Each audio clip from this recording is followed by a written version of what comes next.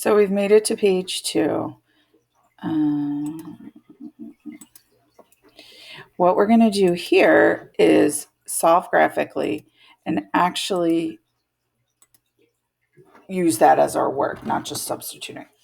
So exercise 4 says solve the following systems of equations graphically.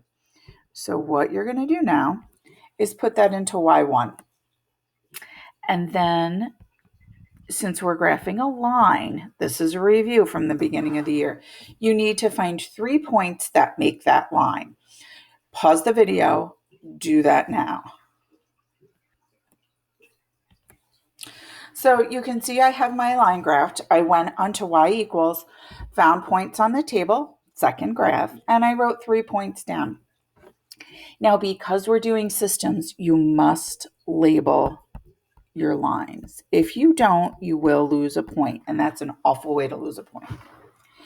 So now what I'm going to do in a different color, let's do one that stands out more so all of our friends can see these colors.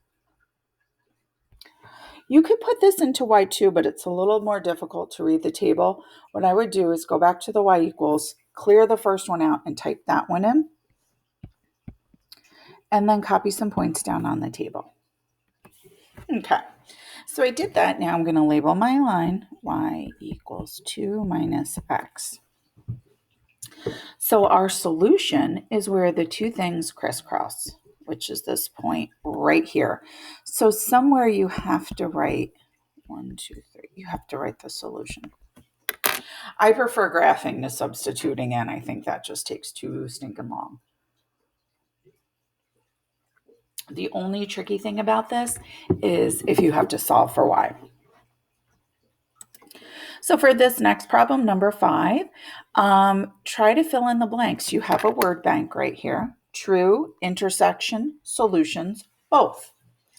So to solve a system of equations graphically, you find the blank of the two graphs. So work on 1, 2, 3, and 4. Pause this video and come back and check your work. Okay. To solve a system of equations graphically, you find the intersection of the two graphs. That means where they crisscross. This works because any intersection point must lie on both graphs. Because this point lies on both graphs, they must make both equations true. Because intersection points make both equations true, they are solutions. Woohoo! Alrighty, we got another system. Put this guy in your calculator. I'm going to pause the video, I'm going to graph, and I'm going to make a table, and then you guys push play once you've done the same. Oops, you know what I did? I forgot to fill in my table. Remember, for a line, you can do any 3 points you want. Now, this next one is a bit more tricky because we have to solve for y. This says x plus y equals 5. You have to get the y by itself. So I'm going to minus x on both sides. So I have y equals 5 minus x. Now I'm going to pause the video, put that into my calculator, get some points, and graph it. And there we have it. Now, after all that work, we still have to write where our two lines crisscross. So our solution where they crisscross is the point 3, 2.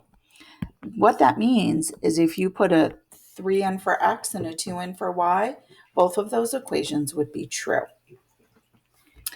Let's take a look at the next page and what you guys need to do. So your guys' job now is to graph these 4 systems and find where they crisscross.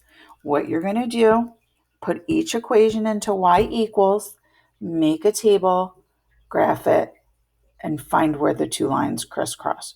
You're going to do your best and you're going to help each other out. And if you have struggles, do what you can do. And then we'll go over this tomorrow.